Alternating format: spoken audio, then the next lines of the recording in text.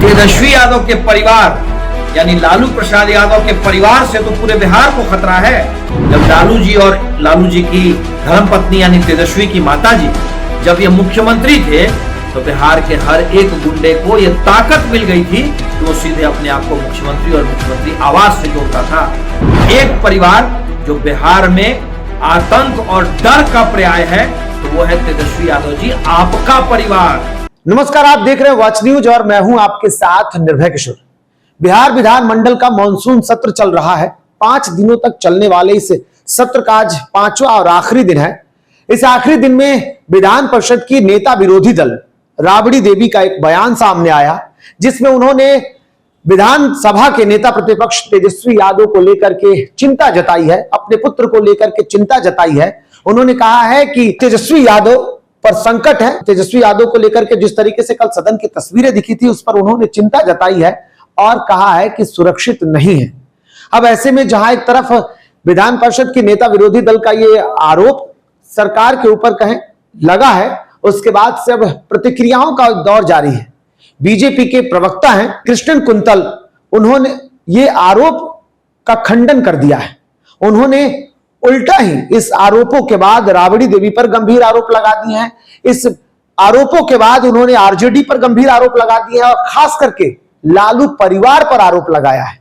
उन्होंने कह दिया है कि वर्तमान की जो सरकार है, एनडीए की सरकार है, बीजेपी की सरकार है और ऐसे में कोई भी तेजस्वी यादव का बाल बांका नहीं कर सकता है, क्योंकि ये वैसी सरकार नहीं है जैसे लालू और राबड़ी के काल में हुआ करती थी। क्या कुछ कहा, पहले वो आपको सुनाते हैं। तेजस्वी यादव के परिवार यानी लालू प्रसाद यादव के परिवार से तो पूरे बिहार को खतरा है।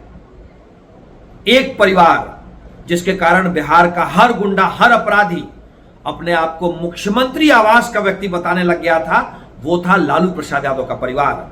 जब लालू जी और लालू जी की धर्मपत्नी यानी तेजस्वी की माता जी जब ये मुख्यमंत्री थे तो बिहार के हर एक गुंडे को ये ताकत मिल गई थी कि वो सीधे अपने आप को मुख्यमंत्री और मुख्यमंत्री आवास से जोड़ता था। एक परिवार जो बिहार में आतंक और डर का पर्याय है तो वो है तेजस्वी यादव जी, आपका परिवार। आपकी माता जी का यह कहना कि तेजस्वी की जान को खतरा है एक हताश और निराश मां की कहानी है। वो जानती हैं कि तेजस्वी का राजनीतिक भविष्य खत्म हो चुका है और बिहार के नेता प्रतिपक्ष की सुरक्षा की जिम्मेदारी बिहार की सरकार देती है। हमारे रहते हुए बिहार के नेता विपक्ष को कोई खतरा नहीं हो सकता। तो सुना आपने, जिस तरीके से लगातार आरोप और प्रत्यारोप का दौर जारी है। बिहार में जाहिर सी बात है कि क्राइम का ग्राफ बढ़ा हुआ है, लेकिन इस बीच अगर नेता प्रतिपक्ष इस तरीके से संकट में होंगे और इस तरीके के आरोप लगेंगे तो ये बात आगे आने वाले विधानसभा चुनाव में बखूबी असरकारक होगी। लेकिन इस बीच इस तरीके की बयानबाजी हो रही है, इसके पीछे भी बहुत बड़ा कारण है, क्योंकि जिस तरीके से विधान परिषद या विधानमंडल की बात अगर की जाए, पूरे विधानमंडल की, तो विधानमंडल का जो सत्र चल रहा है, इस सत्र में विरोधों का सूर जो है विपक्ष का इस बार काफी मजबूत है। एसआईआर के मुद्दे पर विपक्ष लगातार हमलावर है।